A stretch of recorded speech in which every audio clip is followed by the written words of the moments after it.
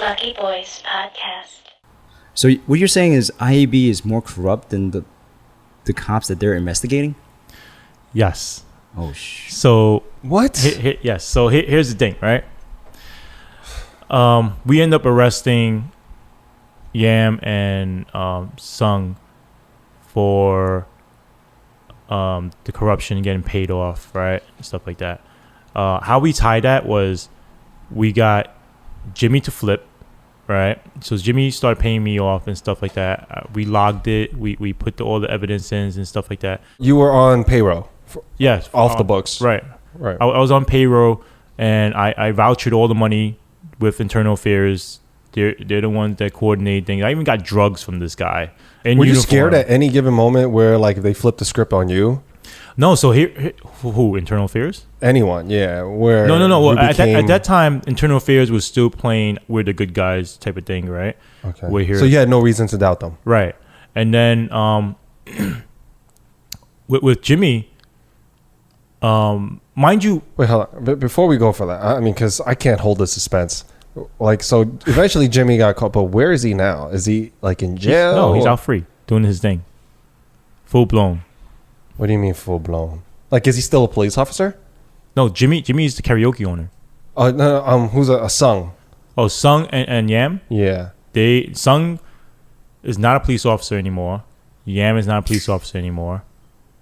But boy, I need a drink. I'm gonna save what their punishment was for the end because you're gonna be mind blown. This is a fucking movie. I am on the edge of my seat right here. Listen, you're gonna be mind blown. It's so suspenseful right here. I'm like, we got Jimmy to pay me off, right? And Jimmy's the character where he's an opportunist, right?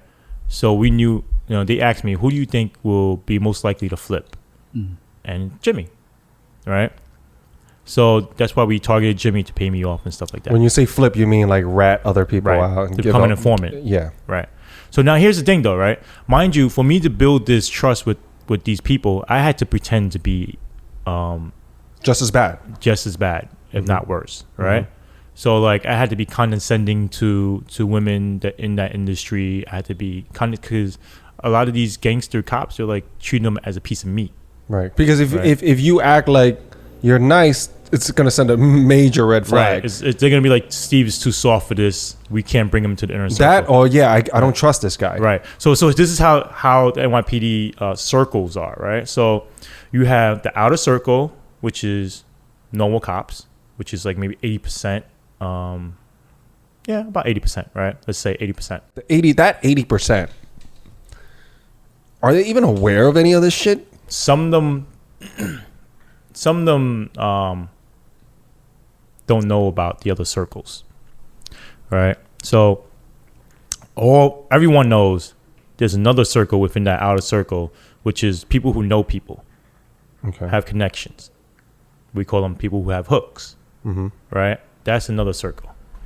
Then you have the inner circle, which is the dirty, corrupt, bad cops that ruin everything and control everything, right? And that's the inner core. And that inner core controls the whole department. What? Yes.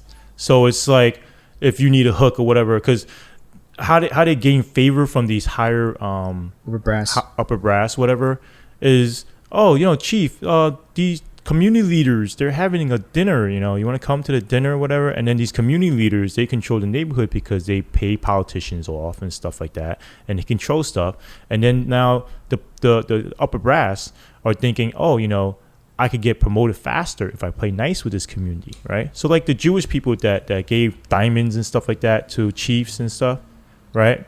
That would be like the Asian gangsters that control the Asian neighborhoods, right?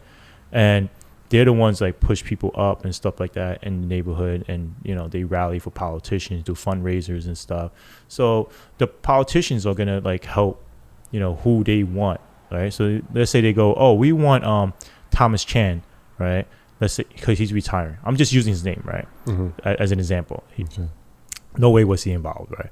But I'm just using his name as an example. They'll be like, oh, we want Thomas Chan to be the commanding officer of 109 precinct, right? And then they tell the politicians. The politicians will be like, okay, cool, we'll pull Thomas Chan in. Now Thomas Chan is thinking, oh, these people have power, right? I need to get nice with them.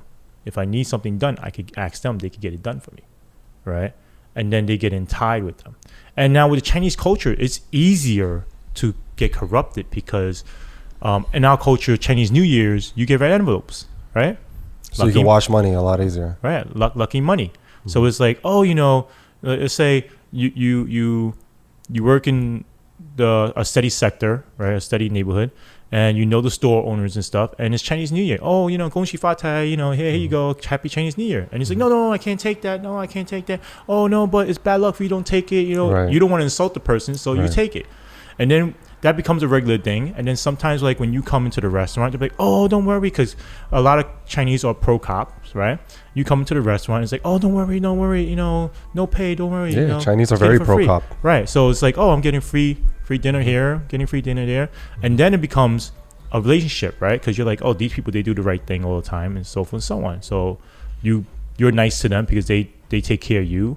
And then one day it becomes, oh, I got a ticket last time, right? Can you help me with that?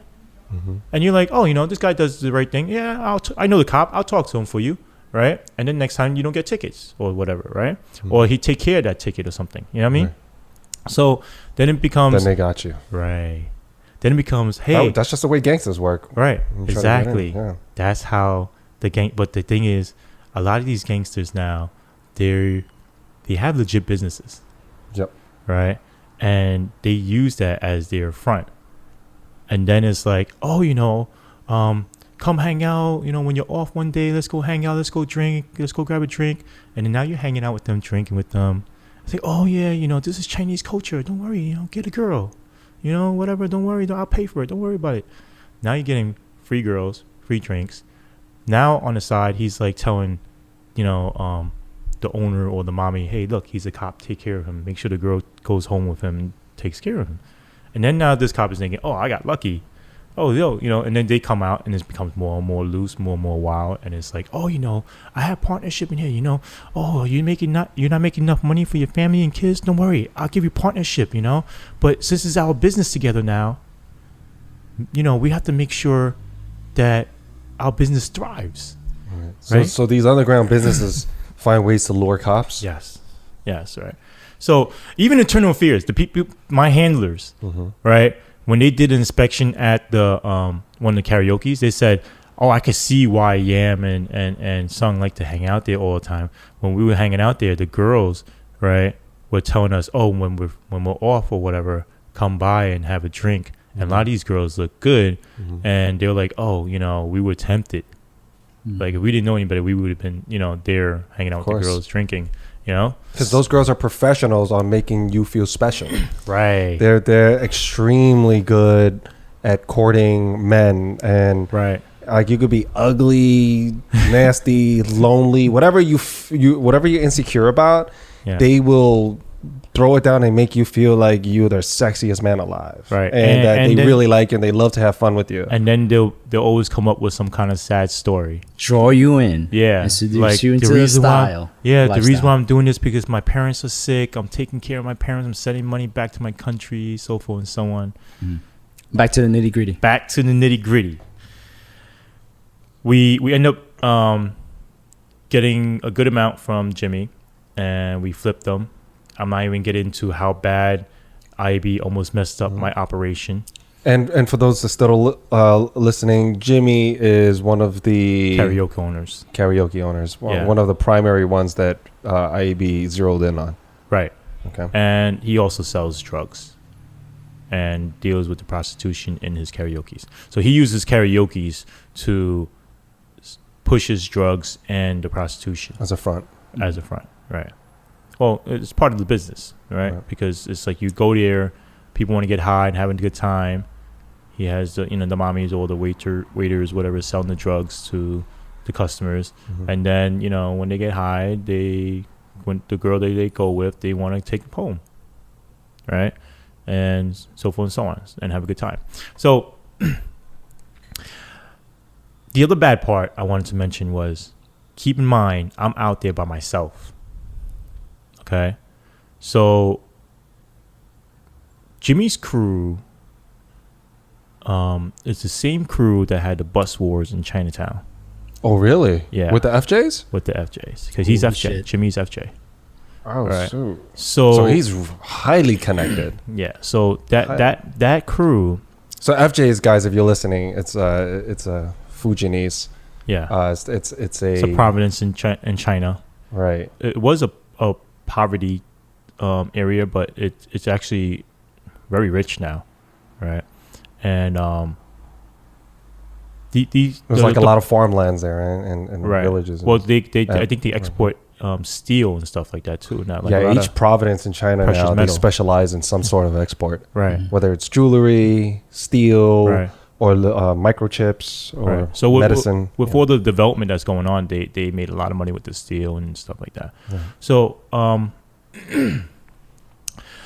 the bus wars I mentioned is because these are the people that I don't know if you guys heard about, where they cut people up and they put them in a suitcase. And Yeah, Yeah, that was I heard a that. huge story back in the day. They cut yeah. someone Right. up, put them in a suitcase, left in the middle of the East Broadway, is discovered in the morning. right. Right. So there's but they left the head out. right. So there's three major crews, right? One is the Fujianese and people with the bus wars and stuff like that. It's all Fujianese now. And then the other crew is like kind of like a construction company front real estate development. Like it's Oh, they're not even Chinese. no, they are. Oh, they are. They are. But they're not. They're, oh, they- also, I think, Fujianese, Winzonese. The real estate one is going legit. They're making a lot of money, doing Right. construction. They're going legit. So it's kind of like they're leaving the underground, right? So they're going with the smart money as the Right. safe. Right. But the karaoke's, that's still their money, and they have to stay underground to make money, right? So Back- many layers. Going back to, there's three major gangs that are covering like drugs, prostitution, And transportation. and Apparently. transportation. Transportation, yes. Yeah. And that transportation usually it goes from here to Philly, They're Boston. Boston, Atlantic City. Yeah, Atlantic City is a big one. Yeah. Yeah. And That's- then, Asians love to gamble. right, but that also controls the dollar vans that Yeah. go from Chinatown to Mhm. Flushing to Brooklyn to... I'm terrified. I've been on those. Manhattan. Holy shit, man. The- Those are yeah. scary. The interborough buses. Those Yeah. drivers are crazy. They're crazy, but it's cheap, and It's if you it's don't, $1 to Yeah. freaking Yeah. to another borough. Yeah, but that's gang control also. Mm. Yeah, major gang control. All right. So, all right. Back to my thing. So I wanted to mention that, one, keep in mind, I'm out there by myself the whole time. I know this for a fact because one time when I was meeting up with the lieutenant, he was, as soon as I got in the room, he was like, "Steve, let me see your phone." And I'm like, "What?" He's like, "Let me get your phone." I'm like, okay, yeah. I give him my phone. Good thing I always delete the texts because I'm paranoid. At that time, Oh. I'm always paranoid. Yeah. So I always delete the text and phone call log and stuff like that. Pictures, I don't put them on there, whatever. If I do have their number stored in there, it's stored under a That's some real different name. gang shit. Yeah, it's stored under a different name or whatever, right? So he's like, "Let me see your phone." He's like, "Unlock it." I unlock it. He goes through my pictures, goes through my call log, Holy goes shit. through my text messages. So that's what your girl does, right? Yeah, goes through my emails. someone whatever. who's suspecting something. Yeah. Right. So he goes through all that. Then he gives back my phone. He's like, "All right, cool," and he starts talking, whatever, right? So I'm like, "What the fuck was that Your about?" lieutenant does it? Yeah. So I'm Okay. like, "What the fuck was that about?" And he's like, "Oh no, man, yo, I think we have a fucking snitch, a rat." Did someone tip him off, or did you show your hand? I'll tell you why. The suspense. There's two things, Steve. Like part of it's listening, and my heart's getting broken. Right. Right? Yeah. I'm like, it's really crushing to me, right? Because it's like, holy shit, man. There's lives being lost. There's in more ways than one. Not just being dead, but people getting extorted, right? People being used, Right. people being raped, Yeah. and just so much injustice, and there's no justice being brought forward, and that kills me, man. And you know what? That what hurts. You know what was the worst part of it is that they always said, "Hey, us Asians have to stick together. We're helping our community." And in the back of my head, I always wanted to say to them, "Are you fucking kidding me? Oh, man. You're the poison of our Yeah. fucking community. You're the reason why we're held down and we're looked upon like this. Like, you are disgusting. You know what I mean? So that's why I went through with it. That gave me the strength to go through with it. Right. And it's like so mentally and physically draining. It's just not even all the details. You're creating a lot of enemies, man. Right. You're not just going after police officers. You're going after like gangsters. Right. Right. And business people that have ties to very powerful people. Mm-hmm. That would make me go, or any normal human being, and rightfully so, a bit hesitant about how to move forward with their next steps. Right. So, did that cross your mind? Yes, absolutely. Or are you just like a glutton for excitement? No. I mean, this is no. I mean, one. At that time, you have to keep in mind. I believe that Internal Affairs was going to protect me. Okay. Right. They weren't going to reveal that it was me. Oh, okay. They were going to reveal that it was Jimmy. That's why we went after Jimmy, and Jimmy's the rat and the snitch. Oh, okay. Right? And that's why we flipped Jimmy, so we can make him the star witness, and he could testify against them. He could get all the credit for being a snitch. Right. Okay. But here's the messed up part. 2 months into the investigation, 3 months into the investigation, I bump into the chief's driver who's at a karaoke. All right. And I bump into the chief's driver who's at a karaoke, and the guy was like, "Oh, come and have a drink, whatever." And I'm in uniform, and I'm like, no. I was outside talking to the bouncer, right? Because me and the bouncer are friends. He usually gives me tips and stuff like that, right?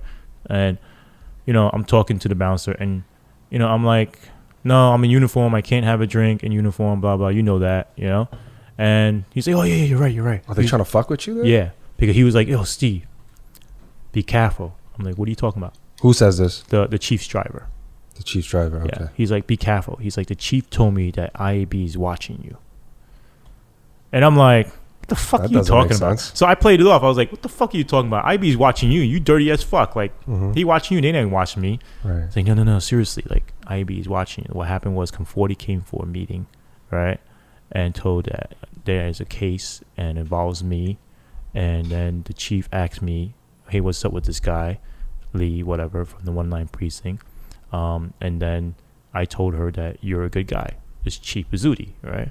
She was the borough commander, right?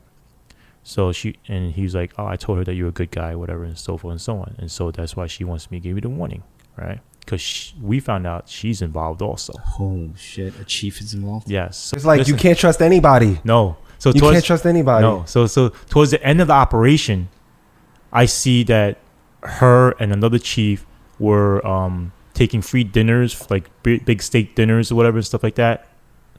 And I was like, "Oh, we got them. They're gonna press charges." And then when I called them up, they're like, "No, that means we passed over them. We passed them over to the ethics board." And the ethics board just gave him a slap on the wrist and said, no, you can't do it again. Then she got promoted. And then she got promoted. Yeah, and then she got forced out later on. Right. So, wow. So what are the cases? I realized there's leaks. Right? So they plugged that leak. And then later in operation also, another internal affairs officer that I worked with, good guy, I knew him from Brooklyn. Good guy, Chinese guy also. I knew him from Brooklyn, and he gave me a heads up. He was like, "Yo, Steve, don't go to this karaoke. Don't go to this karaoke. Don't go to that karaoke. IAB's watching it." And I'm like, "How the fuck? What are you talking about? Like, how do you know?" And he's like, "Oh, because I have a friend that works in the Queen's office, and he gave me the heads up. So I don't want you to get jammed up or in trouble or whatever. Stay away from these places." So right there, I'm like, nobody's supposed to know.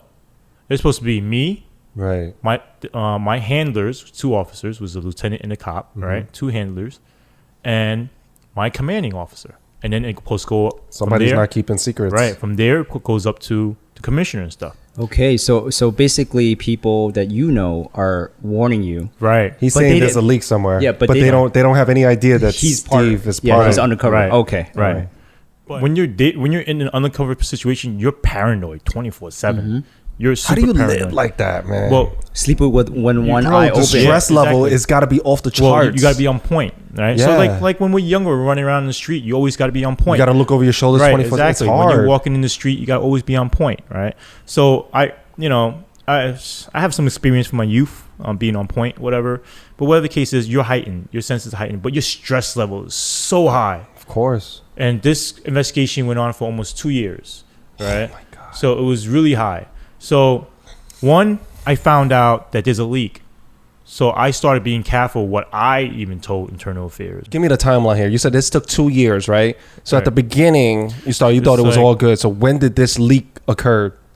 6 months into it? 3 months into it was the first one, and then like a year and a couple months or something like that into it. So within so the first quarter into this, you were like, "Holy shit! There's some big fishes in this." Right. And then they didn't want to go after the chief, but instead they went after the driver, right? And I even have audio from my handler, the lieutenant, making a phone call. He butt dialed somebody by accident, a CI by accident, and this CI gave it to the lawyers, right? Oh shit! And it's on the internet now, where the lieutenant is stating that Internal Affairs is so fucked up. He doesn't understand why they didn't go after the chief and stuff like that. She's so fucked up. They're not doing anything about it. Blah blah blah. Internal Affairs is not doing anything. Whatever. Like, how is this possible that you get even non-cops who has all of the evidence stacked against them are allowed to be out here like this? Like, how does that happen? I have a hard time comprehending that. Okay. That doesn't make sense to me. How the NYPD still operates. But not even the people who aren't, like, there's one thing I get with the police officers having some sort of immunity. Right. Everyone knows that, that like police officers don't get tried as a regular civilian. Right. But I'm talking about the people that are not in the force, that aren't in uniform, that does criminal. not have the badge. Exactly. The criminals with, that are operating, who's trying to buy the police officers, right? Who's trying to bribe them. And I mean, I'm like, how did they get convicted or caught and then not punished in any way? Like, it just, how does that happen? Like, what am I missing here? Because the NYPD wants to continue to be on the payroll, and so when they gather evidence, they fuck it up on purpose. They tamper with evidence. No, not tampering on the evidence, but more like not putting a real effort to get the evidence. So let me break down how a undercover situation works, right? You have the main undercover, then you're supposed to have a ghost, right, which is watches over you from the shadows, whatever, pretends to be a customer or a waiter or something like that, some spy stuff, right, to watch over you. Then you have the tech unit that's supposed to film everything and record everything and stuff like that out there, not exposed, also using other devices, whatever. Then you have a supervisor that watches over them, right? So it's a whole team supposed to be. I had nobody at all. You were solo. Yeah, I had nobody at all.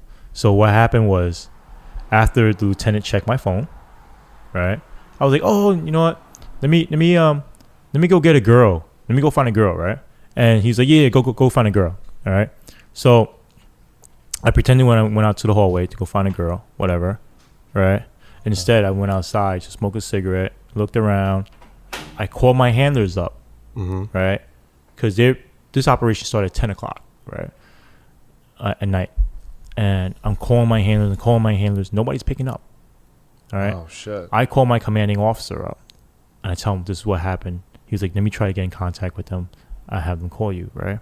He tries to contact them, and nobody answers. Nobody calls back, right? And that's highly unusual. Highly unusual. Because I thought they were out there, right there in the field with me, right? That's what they led me to believe, right? This is like maybe a year into the operation, or maybe less, right? Because you're putting yourself on the line and you expect these people to have your back. But Right, wouldn't this be a big case to blow wide open for them for promotion? Yeah, but up top is squashing it. Oh, okay. Everything they do has to go through a committee called steering, right? Which involves the deputy commissioner and chiefs, right? Chiefs don't like to go after another fellow chief, or their bread and butter. You know what I mean? But it's the upper brass though. Yeah, You're talking about like as a group. you're talking about like if the vice president or the president is fucking corrupt, like Right. you can't. How are you gonna Exactly. go after the top? Now here's the thing. I find out all this time I'm out there by myself. shit. Right? And I find this out because after the operation's over, I get home safe. Thank God. I look over, I'm driving home, making sure nobody's following me, whatever. Get home safe. I'm looking over my shoulder, whatever, boom. Get out the car, when I walk in the house, I'm like, I have my gun near me, whatever, and stuff like that. And looking around. Bro, I get inside the house. So I get a phone call like 2 o'clock in the morning, 2:30 in the morning, something like that. And, the sergeant called, my handler, the sergeant calls, and he's like, hey, what's up, Steve? And I was like, what do you mean, what's up? Where were you guys? He's like, what are you talking about? I'm like, aren't you guys supposed to be out there watching my back? Yeah, what the fuck? He's like, no, I just got into work at 12 o'clock, just now. Like, and I just saw you miss call. I was like, bro, you're supposed to be out there watching my back. Right? And wait, like, you had a mission and they didn't know? No, they put me on the mission. They knew. That's what I'm saying. But they were never there to back me up on the mission. Now they're acting like they didn't know. No, they act like you don't need backup. Just go. Oh. Do your solo missions. What the fuck is that about? So here's the thing, though, right?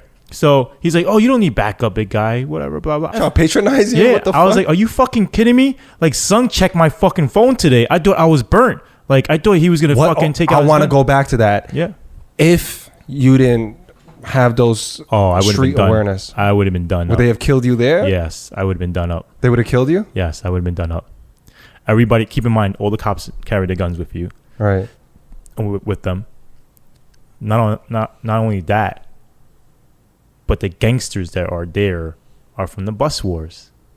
They're hardcore gangsters. Yes, and they will make me disappear in an instant. Yeah, and guess who's going to investigate that if that happens? Right. It's going to be Sung or the detective, because he's in a detective bureau upstairs. So Sung and detective's going to catch the case, and they'll be like, oh, yeah, the gangsters got to him, and he was hanging out, whatever, and, he was a dirty cop, and, the gangsters got to him and shot him. Jeez. Or something like that. It would have easily been... And they would have made you disappear. Right. Well, I probably would have been tainted as a bad, corrupted cop, and then they, disappeared, and no witnesses, and so forth and so on. And they would have probably got the girls to say, yeah, he used to rape me, or something like that. You know what I mean? Like, right. Wild stories. Destroy your credibility, right. And then kill you. Right. So you can't defend yourself. Right. So here's the thing, right? So I find out I had no backup at all. I'm out there doing by myself. So that's the danger of it. Stress me the F out. Because now I got to be out there. I got to protect myself. Right? And so, I went back to my street friends. And I told them, listen, look, I got no backup up here. Just if I do something, this is what's going on, and blah, blah, blah. And they're like, don't worry, we got your back. Right? Mm-hmm. And so, they had my back out there. That's why I wasn't really worried about the gang side of it. Right? Because the gangsters, they don't really care. Some of them were actually glad that they got arrested, because it was to a point where it was like, you can't open up a karaoke unless you sit down with Detective Yam and so-and-so, And they didn't want to do that. The thing was, if you didn't sit down with them, you'll get shut down within 2 months. Oh, shit. Yeah, they need can't to even operate a legit business. So a lot of gangsters, a lot of gangsters were actually happy that I did that. Because they were getting to the point where they were so cocky and so out open about it. How come the gangsters never went after Sung and Yam? Because they're cops. Asian gangsters don't kill cops. They know that it's gonna be a hail of shit because they coming know at them, they know it's not just Sung and Yam. Right. Because like if I'm the chief and Sung Yam disappeared, now I'm gonna fucking bring down the storm and they're done. All of their businesses you want to are attack done. us? Okay. Yeah. We're going to bring down the whole shit and make it a big gang operation or something. You know what I mean? Go it. Yeah. Yeah. And so, everything's connected, and they'll just go away for life. Right. So they know they have to play along nice with the cops. So it's always like, oh, yeah, okay, you need another $1,000. Okay, fine, here. Oh, you need another this. Okay, here. You know what I mean? So they were getting extorted now.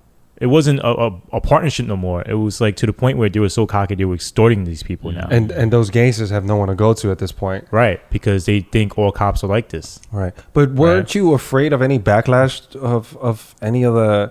Because at the same time, it's also bringing unwanted attention to these gangsters? No, they right? don't. They don't care. Don't they usually prefer to lay low out of the attention. Yeah, but they know that or Asian gangs at least. Their thing will be, oh, it's a legit business, and these cops are taking advantage of us, or they. But that's what I mean. So they really value privacy, right? So when attention gets brought to it, aren't they? They don't care. They rather have these people extorting them removed. So they were like, you know what, this is the greater evil. Right. I'll take this because this is just ridiculous. Right. So when they arrested Jimmy, they actually messed up the arrest, right? Where they picked him up, didn't let anybody know. They picked him up on their own. The internal affairs picked him up.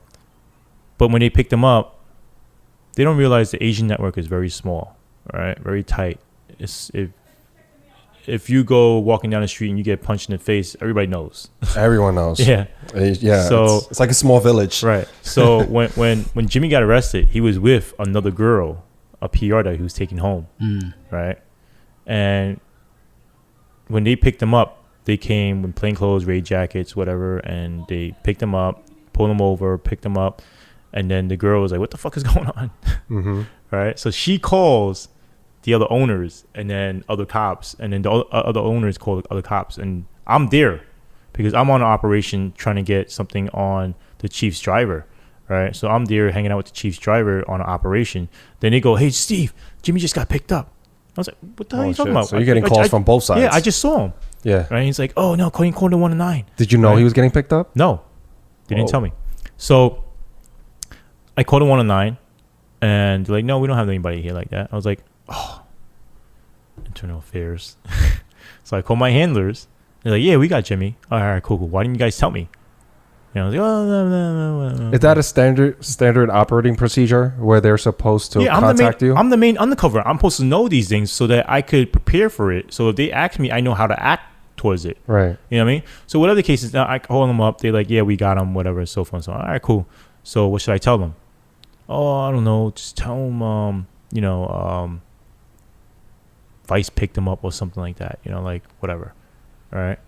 And I'm like, all right, cool. But you got to keep in mind, these are other cops that are looking for him too. So, they know people in Vice and stuff like that. So I can't just make up some shit like that. It has to be a legit story. You can't. Right. You got to feel a legit story. So I just went back and I was like, oh, I have no idea. He's not in 109. I don't know. I don't know what happened to him. I can't find him. Right. Next day, when the cops come up to me and go, "Yo, Jimmy's in Long Island City."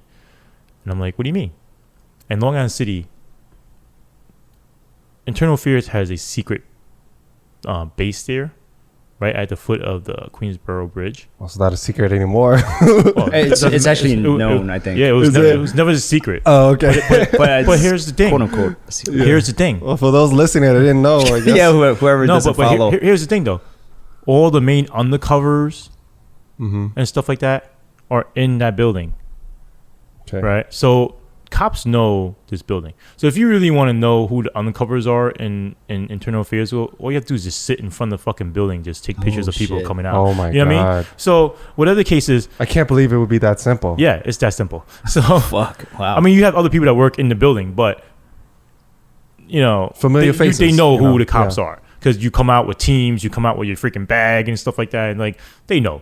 They're not stupid, right? So whatever the case is, they're like, "Yo, Steve, Jimmy's in Long Island City." And I was like, "Okay, what the fuck does that mean?" And he's like, "Oh, Internal Affairs is in Long Island City." I was like, "Oh shit, how you know?" He's like, "Oh, 'cause his wife gave me his find my iPhone, password. Yeah. And I logged in and I tracked him to Long Island City." Oh shit. I was like, "Oh shit, fuck. What does that mean? Like he's fucking talking to Internal Affairs? Like IAB picked him up or something?" And they're like, "I think so. I don't know. We gotta find out." You're just playing a role right now. Right. Like you're trying to throw off the So side. I break off. I call my fucking handlers right away, and I'm like, "Yo, does Jimmy have his phone on him?"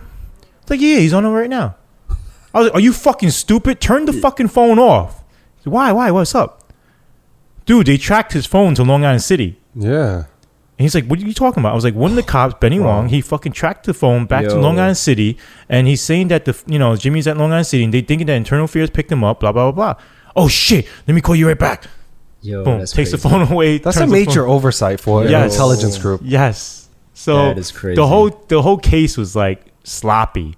So now I have to save the case because Jimmy is supposed to be the main undercover, main CI. person to blame, right? Otherwise, they gotta use me, right?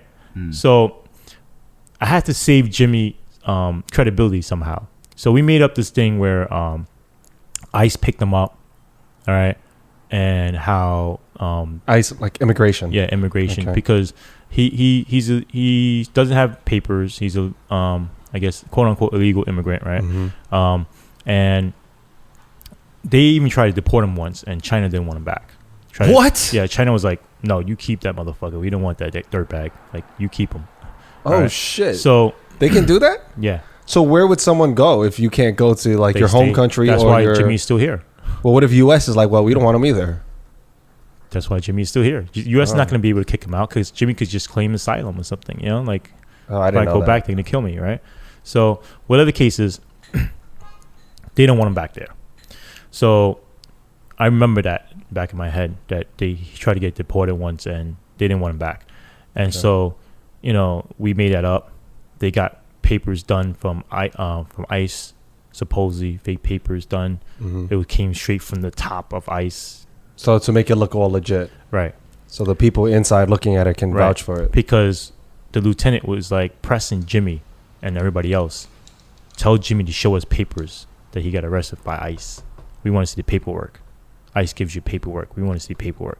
So eventually, you know, they worked on it. They got the paperwork, gave it to Jimmy. Jimmy produced it, and he's like, "Hey, Jimmy's good. He showed us the paperwork, whatever." But at this point, so Jimmy knew why they picked him up, right? Yes, because they flipped him. So he's already flipped. But they don't know. But nobody else knows that. He doesn't know that I'm undercover still. Well, thank goodness. Right. Wow, because that could be major trouble. Supposedly, that's what they said. It could be double cross. Yeah. That's what I'm saying. Supposedly, that's what they said. So now, me and Jimmy are supposed to Bro, I'm so stressed right now. I'm listening so intently because I don't want to miss any morsel of detail, you know? So here's the thing, right? So me and Jimmy go now to try to pay off Detective Yam at his barbecue, his house party. I think right there and then Jimmy probably gave Yam the heads up again. Jimmy gave who? Yam, Detective Yam the heads up. And so from that point on, I wait, so Jimmy's playing both sides? Yes. So from that point on, I figured... So Yam knows. Yam knows. He knows the truth because Jimmy's playing both sides. That Internal Affairs picked him up and asked them to pay him off and stuff like that. So they know his bullshit. So Yam knows his bullshit. Right, because Yam invited him to his barbecue, right? Then all of a sudden, he had a fight with Jimmy where he's not hanging out with Jimmy no more. But I had my street to the ears and people were like, what are you talking about? I saw Yam and Jimmy at so-and-so the other day. Like, so that was just the front cover. Right. And I'm like, no, they're not fighting. So... But Internal Affairs swore, no, they're fighting. No, Jimmy didn't flip back. I'm like, dude, I'm pretty sure Jimmy flipped back. Because he kept on saying, oh, I can't pay him. He won't take the money, which is bullshit. Right? Oh, he doesn't have the chance. There's too many people in the room. I can't do it. Yo, I had so many operations where I purposely left Jimmy and Yam in the room by themselves, all right, and told Internal Affairs, this is his chance right now. And then they would be like, oh, he didn't end up doing it. All right? So far and so on. So whatever the case is, this guy is burnt, and they end up using me as the main witness in the thing. So they broke that promise with keeping me there, and their original thing was, oh, we'll arrest you with them, right, and then act like you were guilty too. Then you'll beat your charges, and then we'll transfer you back in, right? And it's like the Honey Brasco, bro. Right? Yeah, like when they yeah. So that never happened, right? And this is all public knowledge right now? Like, it's all public knowledge now. Yeah. Have you ever shared your story? I share my story with the newspapers and stuff like that. It's out in the newspaper, but not like in full details, all right? So, now here's the thing. The day they arrested Yam, they picked me up, and they're like, they set me up in the hotel room. They brought him to a hotel room. Put me in one hotel room, put him in a different hotel room. They got the camera set up. I could see him on the monitor, like, oh, see what's going on, whatever, blah, blah. And they fucked up so many times where it was like, Yam was like, okay, I want a lawyer. I want my union lawyer. Oh, you can't have a union lawyer. Dude, your right is to have any lawyer you want. But they told him you can't have a union lawyer. Right? Oh, and that's recorded. Right. Oh, fuck. Not admissible. So then he's like, oh, you have to and Yam knew get your own lawyer because he's a cop. I mean, he must have known like I got you, bitch. Right. So he used that as one of the bargaining chips to lower his charges, because they went from felony charges and 1 year jail time, like actual jail time. Wow, for a cop, and that's a big deal, like you were saying. Right. But because of how badly internal affairs messed up the case, because when I was working with the ADA, after they picked me up, they wiped me from the system, right? And everybody knew right there, straight from the back, where this guy Lee go. He just disappeared. You know what I mean? So they wiped me from the system. Where you look me up, I won't even show up in the system, like as a cop, whatever, right? Last thing was show was no 109 precinct. So I became like wiped from the system, true undercover status, or whatever, right? And I was working with the ADA on a case, like putting the case together and stuff like that. And at first, when he requested for all the files, they gave him like maybe a couple of CDs or whatever files. And he's like, Steve, this doesn't look like everything. Like, is this everything? We're like, how motherfucking no? Like, this is only like one incident or something like that. Like, he's like, oh, all right. So let me call him up. Call for more files. I want everything. I told you I want everything. And then their excuse was, oh, yeah, we're still making copies of it, blah, blah, blah. It's like, no, you told me this was everything. I want everything, right? So they gave him more. I'm like, that's still not everything. And then he called him a third time and it's like, I want motherfucking everything. Give me everything that's connected to this case. And then they finally gave boxes and boxes of the case. So why are you doing that to the ADA? Because they know they messed up in there somewhere. Right? And they didn't want to give up all the files, all the recordings and stuff. Because when I got the Chiefs recordings and stuff like that on recording, when I brought it back, they would say, oh, yeah, it didn't record, or the device ran out of battery, we couldn't get it, whatever, or the recording got lost, or whatever, right? And mind you, they gave me like 3 different devices, right? And on top of that, they bugged my phone, where they could send a text message and turn on my camera anytime or turn on my mic anytime, so forth and so on. But they would say, oh, there was no internet connection, so it didn't upload to the server and we lost the audio file. We couldn't rip it from your phone. It got lost. But it's funny, every time it's something not related to Yam or Sung, when it's other cops, it's lost. Suspicious right there. Yeah. So I'm like, come on, man. Why are you playing this game? So whatever the case is, the ADA was pissed off that they messed up on the case, right? Where they messed up on paperwork and court papers, filing the report and stuff like that. And so they had to bump it down to misdemeanors, no jail time, no bail, RR. The lieutenant got to retire. Yes, he got his full pension, got to retire. God. Right? Wow. Now, the reason for that is not their fault. There's a federal law that needs to be changed, right? The federal law states you get to keep your full pension, right? Once you do your 20 years. So you have to be convicted by certain felony charges. Oh, so he got it dropped enough. Before you retire, right? So since he had over 20 years, he could go into One Police Plaza and just put in his papers like, I'm out. And then by the time it goes through court and you're convicted of a felony charge, you already got your pension. And once you get your pension, that's it. It's protected. Oh, shit. So they need to change that where it's like you could where lose they could your retroactively pension. go back and take your pension. Right. Oh, shit. If it happened during while you're still working, they could still go back. And so Yam retired? Yam retired. He vested out. It's called retiring early. You vest out. Mm-hmm. He got whatever he put into his pension. Okay. Right. Now, so it's like a portable pension. Right. Okay. So mind you, midway through this, right, he was a regular White Shield police officer, right? Regular Shield. He got promoted to detective during the case. And we knew already then he was corrupt. And I was like, you guys going to promote him anyway as a detective? Because your pay bump goes up, right? And now you get to retire as a detective. And he gets a higher pension. Right. So I'm like, you guys going to still promote him? And they're like, yeah, we have to, because if we don't, he's going to know something is up. You know what I mean? So he made out like that. So he made out. The only cop that got fired, right, was it's a PO. Okay. So low level. Okay, low level. James Yu. Sorry, James Yu. Okay. You guys might know him. James Yu. Great guy, right? He comes from a family with money, right? he has no reason to be corrupt at all. The only thing that he did wrong was he's working one day. His direct supervisor at that time was the Lieutenant Sung. And he's like, hey, James, do me a favor. Look up this guy on the computer. And James thinks nothing of it because supervisors tell cops to look up people all the time. Normal. Yeah. So he goes in the computer and he looks them up. And he sees whatever. And he's like, oh, hey, Lou, this is what you asked for. Right? They got him for misuse of computer. Stop it. Yes, that's what he got. So this is where all the sacrificial lambs come in. Right. All right. So instead of sacrificing the big chiefs and stuff like that, the people that are controlling it, James Yu is the only one that got fired because one, he's Chinese, right? They wanted to make it seem like it was an Asian thing, right? And it was an isolated incident. So they took James Yu and they put him. And they said that misuse of computer, whatever, and for criminal association. He was the only one that told the truth at the GO. A GO is IAB comes in and starts interviewing you and grilling you. What happened here, blah, blah, blah. You were involved in this incident. Just tell us what happened, blah, blah, blah. Yeah. He was the only one that told the truth.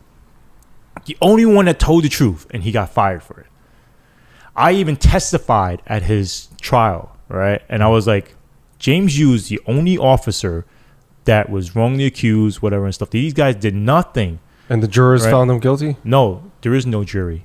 It's a kangaroo court, like a what does that mean? It's a BS court in NYPD, where you have a commissioner who's a judge or whatever, or inspector, he's a judge, whatever. So there's one person judging the future of your life. No, this is like charge and spec. So this is like internal court. It's the NYPD charging themselves. Oh, right. I see. So I see. Okay. Yeah, so it's like if I give you a command discipline, I want to take away vacation days for this, and then I go, no, I'm not signing that. Okay, then we take it to charge and specs, and you prove yourself in this court, right? But usually when you fight it and you lose, they give you a more harsher punishment for fighting them on it. Wasting their time.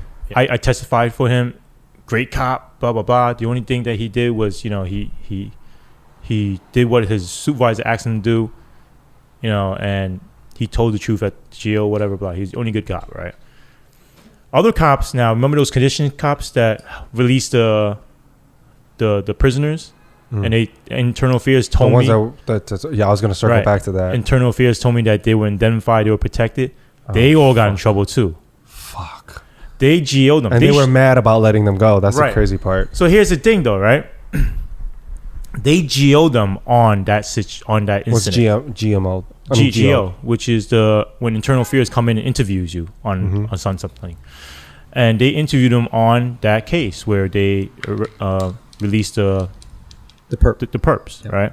So their union rep misguided them, saying, "Oh, you should just deny everything." Right? I tried to warn them. I was like, hey, look, they have it on tape. They know.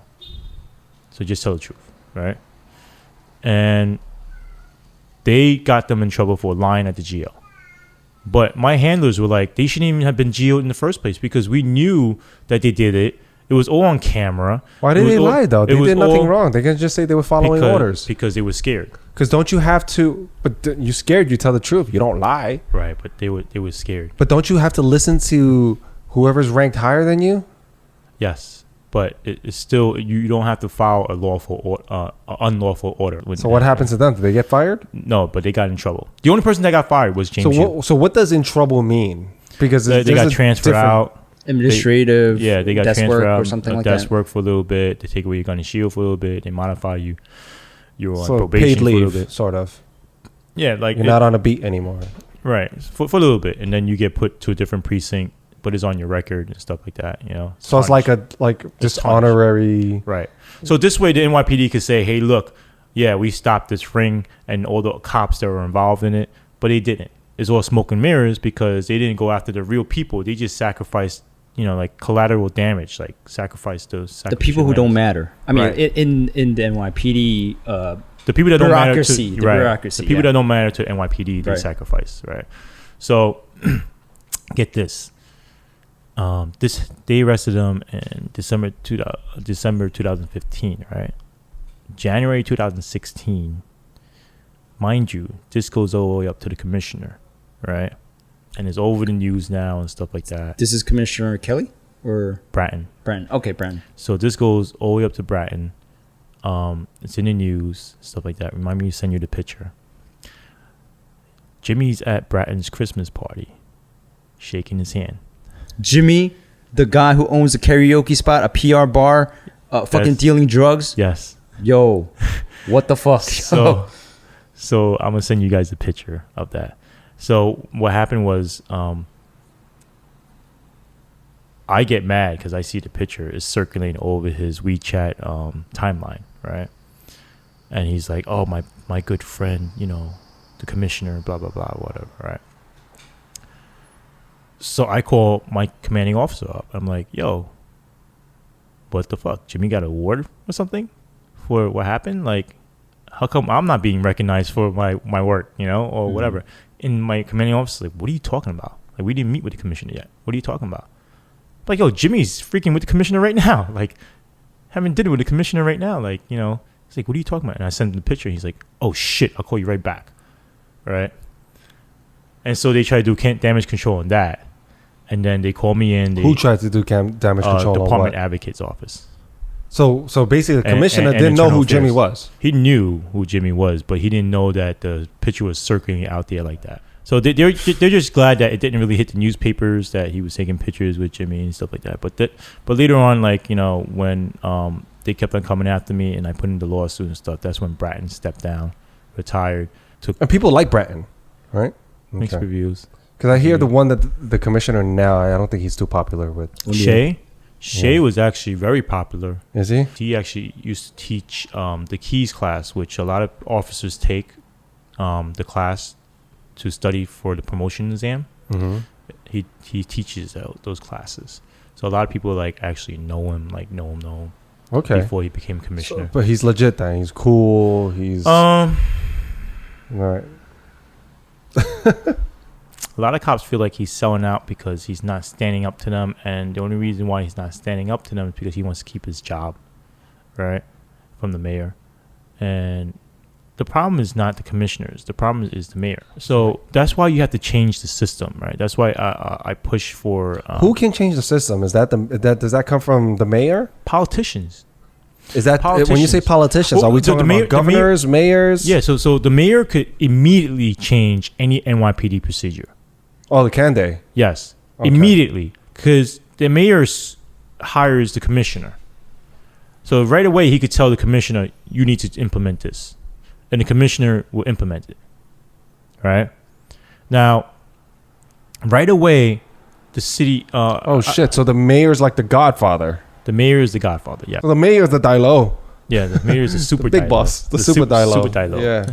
But here's the thing, though, right? So after this happened, they started like messing with me here and there, whatever. Who's they? People in internal affairs.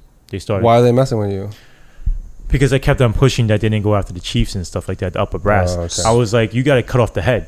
Right, you can't just like a you can't just like a regular gang. You got to cut off the head. Right. You can't go after the body. You go after the body, they'll just get more people to replace them. Right, and they'll get smarter. Yeah, and their excuse to me was, "Steve, it's like the war on drugs, fighting corrupt cops.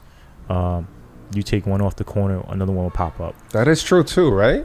Not if you cut off the head, because then you cut off the. If you cut off the head, you cut off the supply, right? But won't someone just fill in that? Like job opening, so to speak. But in the NYPD, cops are very scared, right, and careful. So it's like if you cut off the head and they see, "Oh, my protection is gone, I gotta lay low." So if he lays low, he's gonna lay low and stop what he's doing. He's like, "You know what? My pension is not worth throwing away. It's not worth getting arrested for, or whatever. I'm gonna play nice now, or whatever." But the thing is, not only that do we have stuff on higher brass, we had other people, other lieutenants, other captains, other cops, other detectives, other sergeants. We had them. People from the Brooklyn network was trying to reach out to expand into Flushing, and they're like, no, don't worry about that. And then after the case is over, they ask, "Oh, okay, you know what? Let's go investigate that. You blew my cover, one. I can't ask anymore. 2, that was over a year ago where that opportunity came up. The opportunity is not there anymore because now everything is hot. Everybody's laying low, right? And you're like, oh, we're going to investigate anyway. And they never got anything of it, right? And this guy got away. He ended up retiring or something. So that was the guy from 7-2 precinct. So there was another guy in Vice that got away. Vice unit does the prostitutions and gambling and stuff like that. You're not concerned about anyone going after you? I mean, wouldn't they want to put a muzzle on you? So, or do they feel like, okay, we put a muzzle on them, we're really going to ignite the fire. People are really going to start right. So that's why looking into this. At first, I thought internal affairs were going to protect me, right? So I realized because if I'm them, I'm trying to kill you, right? But here's the thing: internal affairs is actually the ones that are coming after me because I'm destroying their integrity, their integrity, their smoke and mirrors. I'm destroying their illusion. I'm threatening the face of NYPD. They don't want to lose face. That's what I'm saying. Wouldn't they want to come? Like, I'm listening to you now. I'm like, but dude, how are they not after you? Here's the thing, though. They can't just murk me. They can't just whack me out. It doesn't work like that. You have to kill my character first. They have to justify the killing. Right. They have to be like, this guy's a dirty cop or whatever, or, he has disciplinary issues and so forth and so on. So how do they do that? So they were doing it. They were giving me bad evaluations. They were giving me command disciplines and stuff like that. They were trying to punish me. Like, let's say we're sitting in a room. I'm in a room with a whole bunch of detectives and stuff like that. Everybody's on their headphones. Everybody's watching the Netflix and stuff. I'll be there watching my Netflix. They'll come straight to me. Boom, Sergeant Lee, you can't be on your phone. Oh. And I'll be like, what are you talking about? 50 other people in this room are on their fucking phones like, right now. If you tell me I can't be on my... Because at that point, I was already pissed off, right? Yeah, yeah. I was like, leave me the fuck alone, right? And they came up straight up to me. I'd be like, Lou, if you tell me I can't be on my fucking phone, you better tell everybody else in this fucking room that I can't be on my fucking phone. Right. You know what I mean? And then he will be like, oh, well, you have your headphones on. You have to be alert. I'm like, Lou, again, look around you. Everybody has their fucking headphones on. You know what I mean? So leave me the fuck alone. Otherwise, I can call OEO, right? Which is Office of Equal Opportunity Office, right? OEO. Yeah. Yeah. So I'll call OEO and I'll report you, right? And then he walked out, right? Or they'll be like, oh, you're a supervisor, so you're failing to supervise. But I was told I can't supervise anymore because they strip away my rank once they brought me into internal affairs, right. And I'm an undercover now. So they were like, you can't supervise, you can't be out there. This was coming from one guy that was up top that would actually try to protect me, right? And he ended up retiring, right, like a couple months after, because I guess he was getting backlash. Like, why are you looking out for this dude, right? And Steve, why are you still continuing this fight? Dude, it's the right thing to do, man. That's why? Yeah, dude. It's just because it's the right thing. And this guy's Batman, bro. Because damn it, that's some Batman shit. Yeah, if they're all coming at me like that, bro, and I got nobody having my back, that's hard, bro. Here's the thing, though, right? To live with that? One is survival, right? If I give up the fight, I'm done, all right? Because the spotlight dies out. Mm-hmm. They come after me, and boom, I'm done, right? The other thing is, it's the right thing to fucking do. If the spotlight dies, hold that thought. Don't lose that train of thought. All right. But I do have a question to address for that. If the spotlight dies, wouldn't they just want to leave you alone? Like, this motherfucker is quiet. No, because I don't gotta worry about him. They are spotlight's dead. No, they are so petty and they hold grudges. They are really petty and hold grudges. I swear to God, you could ask any cop. The job is very petty and hold grudges. Oh wow! Yes, I think you just let it go, like for the sake of money. I think you mentioned this before. You said people are still after Serpico, right? Yes, exactly. And that's 40 years ago. He just now got the Medal of Honor for what he did. Like freaking, what is it? 40 years ago, 50 years ago, he just got the Medal of Honor for that. And they were like, "Oh, do you want to come in and do this in person?" And he was like, how motherfucking know? Like, because they were trying to lure him out. He thinks that they were trying to lure him out of his house. Yeah. Because they were like, oh, we'll send a car to come pick you up. And he's like, no, I'm good. Just send it in the mail. Send it to my P.O. box. Yes, because he does have a P.O. box. Yeah. In neighboring village. You know what I mean? So but they know where he lives. No, they don't know where he lives. How do they have all the intelligence in the world? No, he's off the grid. He's like, they know what area he lives in. like upstate somewhere. Right. But it's like the way he set it up is like you'd think he lives in this village, but he's really like maybe an hour out or half an hour out in the mountains somewhere. Okay. Yeah. So the radius of what they think is okay. Yeah. Wow. So he was actually like telling me in text messages like, "Yo, do you believe that they just gave me the Medal of Honor now? Like, you know, like no parade, no nothing. Just here you go, piece of paper." No, it's not even a real medal. It's just here's a piece of paper. So when you so you go to the news outlets with this, right? What happens there? They publish it. That's it. Because now you have to understand the news outlets, they get their press license from NYPD. Oh shit! So there's a conflict of interest there. Yes. So that's why you have to. I realize a lot of this stuff is controlled by politicians.